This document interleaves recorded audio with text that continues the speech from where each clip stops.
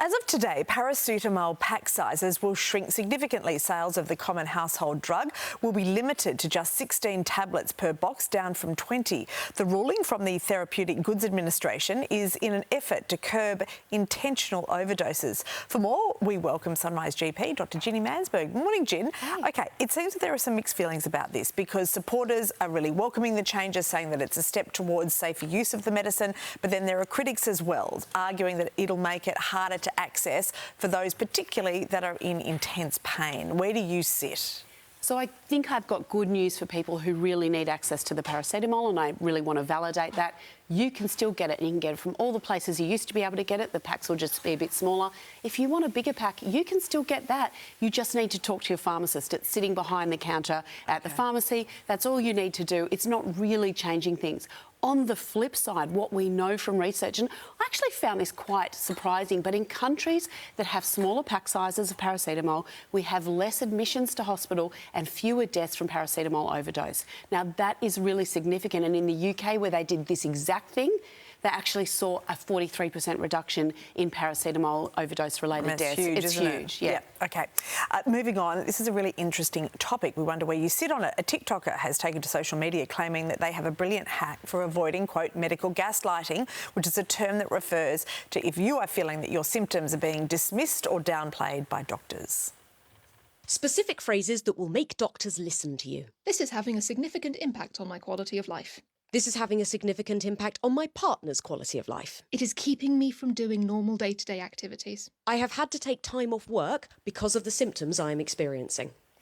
OK, so that's fine, and I know that some people have had, and I've done stories on people that feel legitimately gaslit for conditions that they have. But I see from a doctor's perspective, it can be very difficult. You don't want to prescribe medication if you feel it's not going to help.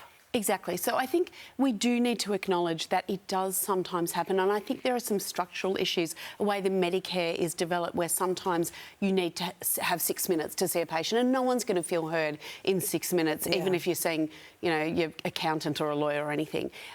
With some of these phrases, I can see where they're going in being non-confrontational and just sort of stating the facts, and I think on the whole in communication, that's a really good trick. The thing is, I've had girlfriends who've gone to the GP and said, I just needed some antibiotics because I'm really sick with this flu, and the GP wouldn't give it to me. Your GP has a duty of care to look after you and to act in your best interest. And if an antibiotic is not going to help you and could make you sicker with some side effects or contribute to antibiotic resistance, they can't give that to you in good conscience. And in the same way, one of these people were actually talking about how to get stronger painkillers from your doctor. We know that strong painkillers, again, come with problems. We're not gaslighting you if we say here are some alternatives to that. It's just we have a duty of care to you. OK. Before I let you go, though, because I don't think that it would be something that any of your patients would feel, because you are so wonderful at communication and validating. But if you really feel as if you are not being listened to, there are some phrases, but from a doctor's perspective, what would you really listen to? What advice could you give to someone that's sitting at home saying, I'm not being listened to and I don't have other choices, I can't leave that doctor for whatever reason? Step 1, make a double appointment. That time will be on your side. You get at least 20 minutes. Step 2, bring a support person to your consultation, a person who will actually just give you confidence, or even if worst comes to worst, advocate for you. And step 3, those really clear communications that are not accusatory, like you're not listening to me, you're not hearing me, this is really concerning to me. So those me phrases that are really helpful in any relationship, that will be really good. And you can always ask for another opinion from a colleague. You can do that. And like most of us GPs, we've gone into it because we care about patients. It's a very patient-focused profession, and most of us will support you in that. Yeah. Ginny, terrific advice, as always. Thank you.